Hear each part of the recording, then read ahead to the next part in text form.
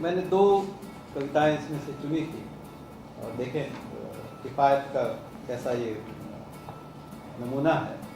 ये पहली है जन्मदिन हर्ष, पहली पंक्ति हर्ष सुकून से बीता एक वर्ष, विषाद एक और साल दे गया दुनिया, मलाल हाथ से फिसल गया एक और साल, जोड़ और घटा दोनों।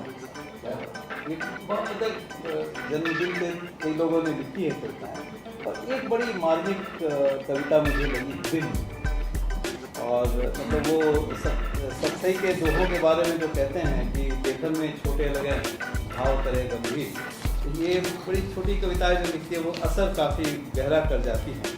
और मेरे ख्याल से हम में से तकरीबन सारे ही लोग दिल पे हाथ रख के देखें तो हम सब की कविता सुरेश ने लिखी है, वो बड़ी छोटी सी बड़ी प्यारी सी।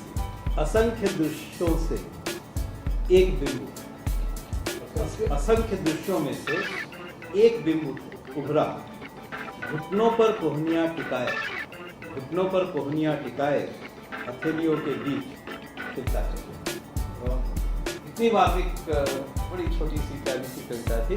मैं सुरेश से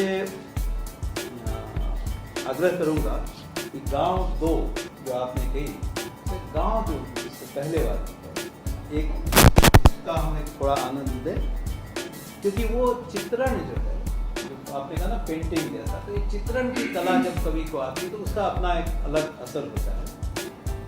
ये जो योजना इन्होंने पढ़ी और एक ब्यूरोक्रेसी में होने के बावजूद जो इन्होंने लिखा, उससे कहीं पे शक हो जाता है कि ये कौन से राजनीतिक रुझान की ओर जा रहे हैं।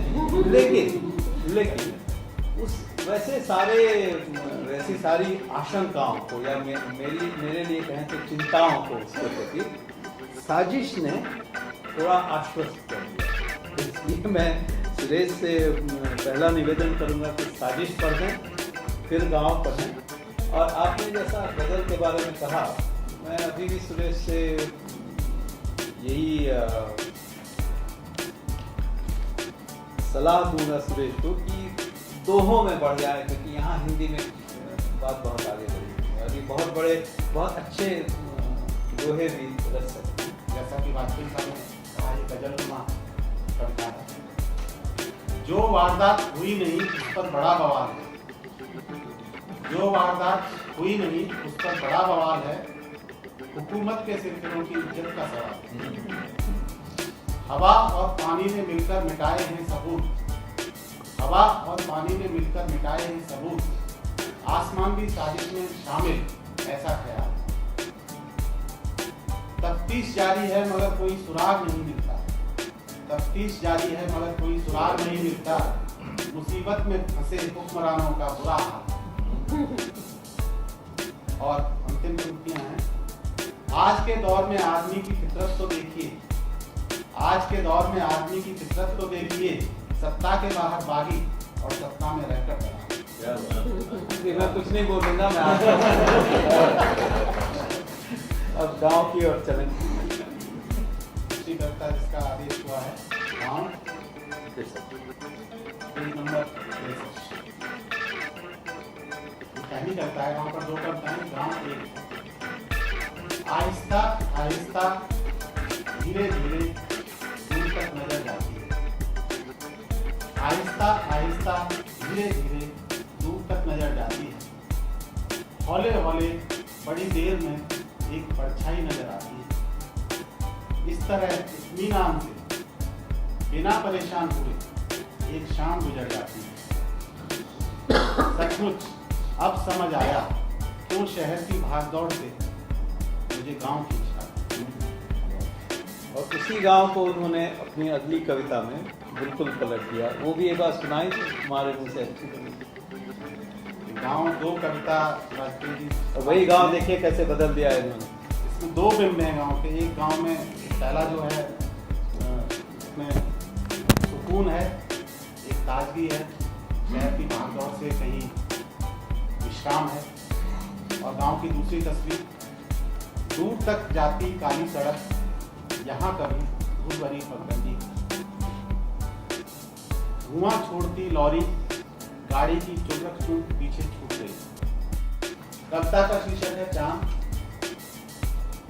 आसमान का चांद पृथ्वी की झील में कैद है। आसमान का चांद पृथ्वी की झील में कैद है। पेड़ों की चार दीवारी से घिरा चांद। लोग चांद को छूने की कोशिश में पत्थर पर पत्थर फेंकते हैं। लोग चांद को छूने की कोशिश में पत्थर पर पत्थर फेंकते हैं। पृथ्वी अपनी धुरी पर घूमते घूमते चांद की ओर लपकती है। सूर्य अपनी चकाचौंध से लीलता है चांद को। इन सब से बेखबर चांद गोया है मेरी दोस्ती। क्या बात है।